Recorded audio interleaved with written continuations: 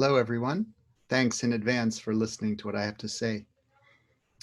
Lately, I've been asked by various individuals about ways that we in early childhood programs can engage in anti-bias work and about ways that we can work to overcome racism in our movement. And so I want to offer my thoughts for your consideration. Particularly, I'm addressing these words to my Waldorf early childhood colleagues in North America and worldwide. I think that change is knocking at the door and it is long overdue. Right now, I'm speaking to you from my home in Central California, and it's located on traditional Amamutsun tribal land. Imperialism, colonialism, and systemic racism need to be acknowledged as wide-ranging arrays of practices based on the undervaluing and dehumanizing of vast portions of humanity. And these practices still live strongly in our day. From my perspective, I see vestiges of these isms living in Waldorf education. I am a white man by the accident of my birth. So by no sort of merit, by nothing that is within my character, I have privilege. But because of something in my character, I feel it is my responsibility to do what I can do, to break down these systems, these isms, towards a new, vibrant, and living culture of Waldorf education, where everyone can feel valued, where everyone is welcomed and has equal opportunity for their own gifts to enrich the school community. Whatever the race, religion, homeland, gender, mother tongue, economic status, ability, and more. I'm an ally for those who are working in Waldorf education to help it evolve and thrive into the future so it can fulfill its high possibility and destiny. Rudolf Steiner at various times said things attributing qualities and characteristics to people, not as individuals, but as groups. He verbalized stereotypes and biases, and we have to acknowledge those. And I feel we have to distance ourselves from those ideas. We also have to recognize Steiner's intention and the intention behind Waldorf education, which is to create a universal welcome for all peoples to educate towards a much needed renewal of culture. The children that grow up having such an education will be the ones that change our culture, that renew our social fabric for our whole world. Steiner often spoke of a being of the sun, a high spiritual being who wants to help humanity to evolve.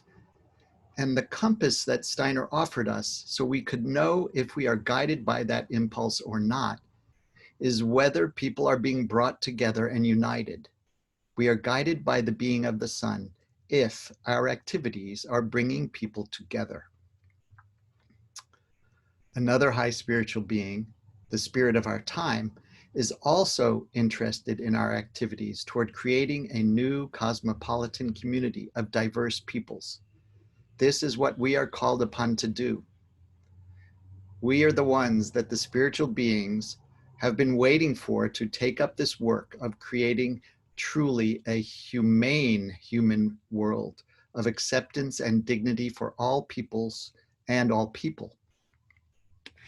Steiner's ideas on cultural renewal are the foundation, but we need to recognize that individual humans are the teachers, the practitioners of Waldorf education.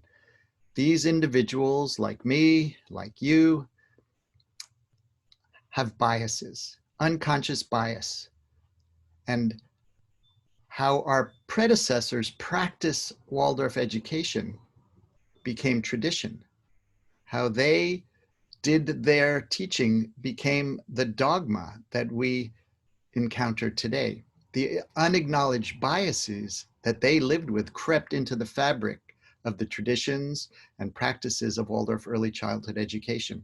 Don't get me wrong. I am grateful for the gifts of my predecessors and of the elders in Waldorf early childhood. I'm grateful for the gifts that they gave us. And I'm aware that some of the embedded biased thinking lives on as unexamined dogma. In North America, white children, white families, white Christian families at Waldorf schools do see themselves represented and can feel a sense of belonging. Is it the same for non-white families and children? For non-Christian families and children? Are there ways that we might contribute to this perpetuation of racist stereotypes? Are there ways that we celebrate differences, or are we unconsciously engaging in othering of people or peoples? Anytime a thought arises that connects an individual's behavior and generalizes it to a whole group, that's bias. Bias is connecting something that you can observe with some negative thought. I think there are some areas for us early childhood professionals in Waldorf education to really take a look at. And it starts with our own inner work. We have to discover our own bias and work to overcome it. The first step, I think, or maybe one step, not necessarily the first, is to look into history, to broaden and deepen our own relationship to the stories, the narratives that have led us to today. Can we be open to consider the stories of oppressed peoples, the perspectives of the oppressed peoples? Sometimes a counter story, in other words, a story other than what we learned as young children or what we learned in our families or what our experiences taught us. Sometimes a counter story can jar us out of the biases we live with. Sometimes a recognition of the traumatic epigenetics that are passed on from generation to generation by parents to children who become parents and passing it on to their children, this trauma passed on epigenetically of the oppressed peoples could perhaps give us the beginnings of empathy if we are aware of that. And perhaps a consideration of the privilege that one has as a white person living in North America. That could perhaps change your relationship to these questions. First, we must know ourselves so that then we can engage in conversations about race and anti-bias and anti-racism as a path. First, we have to try to know ourselves, discover the bias that lives in us, and then work to overcome it. And one of the key techniques, I think, is a basic technique, one of the basic exercises, in fact, that Rudolf Steiner gave us, which is open-mindedness. Can we make it so that we ourselves are truly able to hear what others have to say? Can we be open to perspectives and ideas other than our own? Can we consider the possibility that what I think could be the opposite of what's really true? That's a way to think about open-mindedness, and open-mindedness is an essential for this work. I'd like to give you some specifics about my thinking in relation to the children that we have in our programs. The first piece is conversation. How do we engage in conversation about race with young children? And this is a balancing act, because on the one hand, I want to balance this principle of not waking the children up to their intellect, not waking them up to self-consciousness, not waking them up at a faster rate than they are on their own already path of gradual awakening to the reality of our world. And I want to balance that with the need to disrupt biases before they set in too deeply. So for me, the best way is when the child makes an observation and speaks it and is connecting that observation to something negative. Perhaps, I don't want to play with you, you're brown and that's bad, or something like that. You have an opportunity. The door is open. Walk through that door and don't miss that opportunity. We have to be awake to the moment with the young child. Of course, young children are curious. That's their nature. And when they make observations about physical attributes and they connect it to a negative value judgment, don't wait until later, because later isn't going to come. The child's memory functions differently than you. And if a negative judgment connected to a physical characteristic is allowed to be spoken and unresponded to, that is like it's a subtle kind of endorsement of that judgment, and it allows it to embed more deeply into the child's psyche.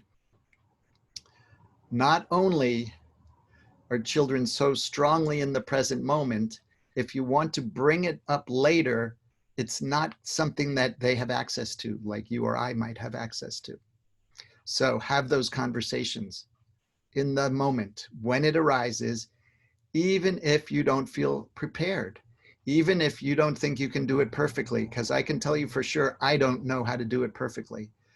But I can also tell you, when it arises, I'm going to walk through the uncomfortable feelings that arise for me, the awkwardness of the situation, the embarrassment perhaps, and I'm going to say something. Yes, we all have different skin color. Or, I think it's so great that people have different colors and aren't all the same. Or, people with skin like me are usually called white, even though my skin isn't really white. People with dark skin are sometimes called black, even though their skin isn't really black. We can disrupt the connection of judgment to observation, and that's so important.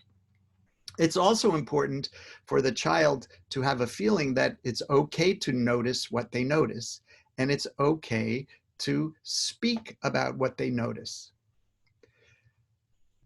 The place where we have to intervene is where the words that they speak about what they notice are connected to a negative judgment about those physical qualities. Disrupt the stereotypes, disrupt the biases that are attached to physical characteristics like race. And when it comes up from the child, we have to do it every time, based on what the children notice though.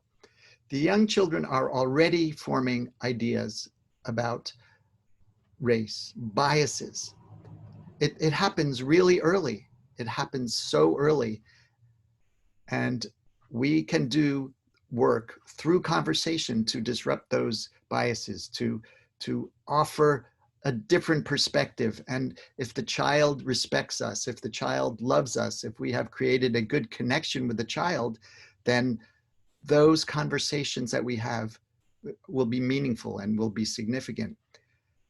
Another piece to keep in our consciousness about these types of conversations is we have to keep them so brief. We have to do it in as few words as possible and in the moment. So that those are my, at least for me, those are the key principles. When it arises from a child, there's the door, walk through the door, have the conversation, say something really brief, and allow the child to digest that. And you don't have to keep speaking. It's not an abstract thing. It's right now in the moment, based on what's visible, sense perceptible, what's real. Another territory to consider for early childhood adults is the realm of story and puppet shows. The one obvious thing to think about is, where do the stories come from that you are telling? What part of the world? If they are only coming from one part of the world, then you're doing a disservice to the humanity, the width and breadth of humanity. We from all parts of the world, we have a treasure trove of story.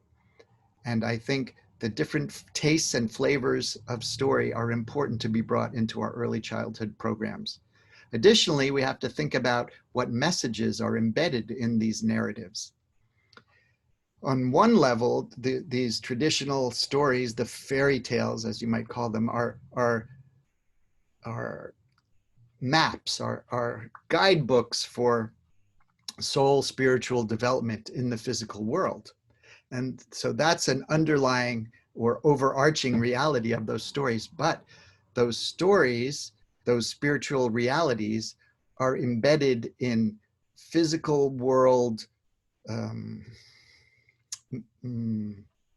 They come into the physical world, into people, and people have biases, and cultures have tradition, and cultures have different thoughts about other cultures. So we have to look to see what other messages might be embedded in the stories. Do the stories have stereotypes that say the bad elements of the story are always black or turn black in the end? And that's something that you might want to reconsider. Yeah, it's to me, it's all about disrupting these stereotypes, disrupting the biases, because the biases aren't based on individuals. The biases are based on connecting observations to groups. And over time, those biases creep into all aspects of a socio-cultural group. Another thing to think about is when you want to do a puppet show, what color are the puppets going to be? And I've heard many conversations about you want to have different kinds of puppets, different skin tone puppets, white ones and browner ones, so that everybody feels represented. And for me, I take a different approach. I try to represent the qualities that are in the story, how I see sort of that soul spiritual reality level. I want to represent that in the colors. So perhaps I'll make a puppet that the body and the head, the face, are red, and I'll put on a cloak of some sort of other color and dark hair and a scarf. Or maybe I'll make a puppet that's the face is green, or maybe blue. And there's no right way to do this, because if I say in my thinking that perhaps the will could be represented by red, you might say, well, the will could be represented by yellow, and no one is right or wrong. What's important is the thought behind it that you are using. And in this realm of making our storytelling more universal, if you put up a white puppet, a white face puppet, which I've so often seen, then someone who isn't of that race that you're representing might feel this story isn't about me. So think about the colors that you choose for the puppets, and think about this idea of representing the soul spiritual archetypal qualities in the color that you choose for the puppets. Circle time is another area to think about. Again, are there messages hidden in the songs and poems that you are offering? Are you bringing religious songs and poems? And is that what you really want to do? I want to bring inclusive, universal experience in circle time. I also think about the rhythm, the beat, the pulse, the meter of the songs and poems. And do we offer a variety in that realm? Or do we think that certain rhythms or beats maybe aren't appropriate? And maybe we have to look at that thought in us. What makes it not appropriate? Does it make somebody feel not accepted if a rhythm that's connected to traditional song from where they come from isn't accepted, isn't appropriate? So these are things to think about. Festivals, another obvious territory to think about. Do we celebrate the cycle of the year in inclusive ways, in ways that everybody feels that this festival is about me? Or does it feel like a particular religion is being represented or overrepresented? I tried to go for the universal. I want everyone to feel that this festival speaks to me and my family tradition is not excluded by this festival that is being celebrated in my child's early childhood program. Finally, a territory to consider is the toys, the kindergarten environment, the decorations. Do you have a picture on the wall of a white mother holding a white baby? And does that picture have religious overtones? And is that the only picture on your wall? And if yes to all of those, how would it feel if that picture doesn't speak to you? It's something to think about. What do we represent in art on our walls, if anything? What about your dolls? Do you have an array of different skin tone for the dolls that you have in your kindergarten? In the books that you have in kindergarten, are people of all different types represented in the images in those books? Are there people from different races in those books? Are there families that are not the typical nuclear family represented in those books? Are there differently abled people in those books? Are there young people and old people in those books? It seems like, to me, it seems easy to find a wide selection of books that offers representation of all types of humanity, and we need to take advantage of that. Also, crayons. Do you have crayons representing any possible color? Do you have all the colors? Do you have black crayons? When I first was a kindergarten teacher, black crayons somehow were thought of as not something to have in kindergarten. And I hope by now everybody has black crayons. I want to tell you a story. It's a story about Mother Holla, which I know you all know that story. And in one of my first years of kindergarten, I told the story of Mother Holla to my mixed age group of mixed race children. And that evening, that very evening, I got a phone call from an African-American father who was very upset with me for having told this story of Mother Holla.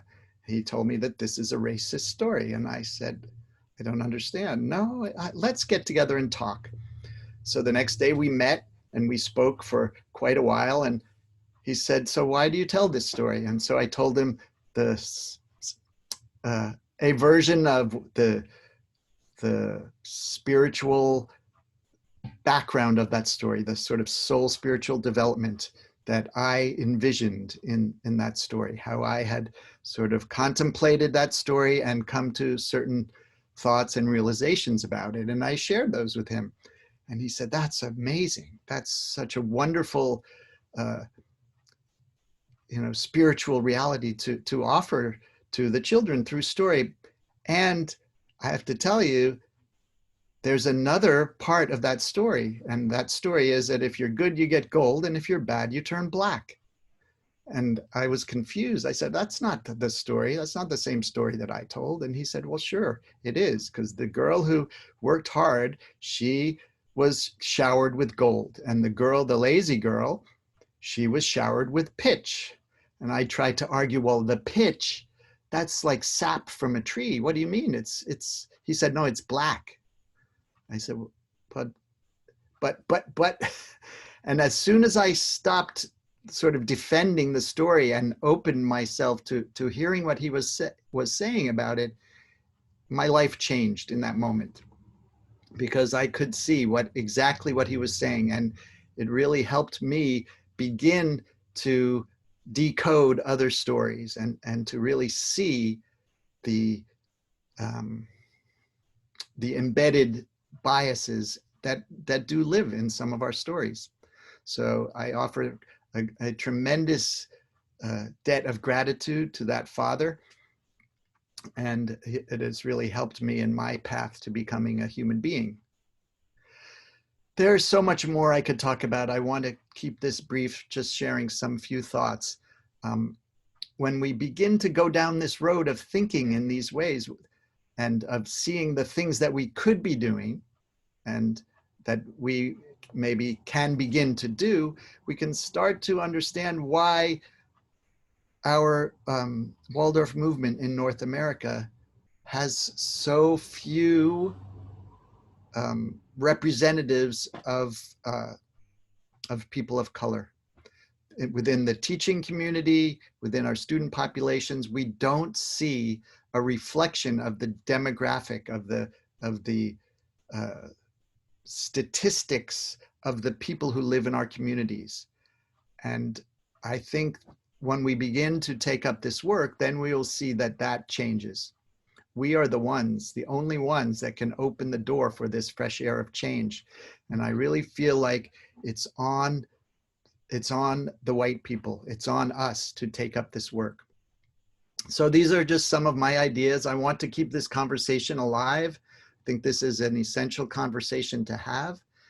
And to me, it comes down to this piece where we have to disconnect any connection of values and judgments of a physical characteristic to a whole group. We have to disrupt the bias. And it's as simple as that, though it's not a simple thing to do. I admit I have an agenda. I do have an agenda. I want to break down the walls that are preventing people from connecting with Waldorf education in North America. I want people of all walks of life to feel included and accepted and not judged or classified based on physical attributes. And I want you to be an ally for this essential work. I do feel this is essential, and I feel like this is the work that will make our Waldorf early childhood movement thrive. And failure to do this work will cause a lack of thriving. Let's just call it that. So thank you all for listening. I'd love to hear from you if you have anything to say about this. This is a open-ended conversation, and that's all for now. Thanks for listening. Bye for now.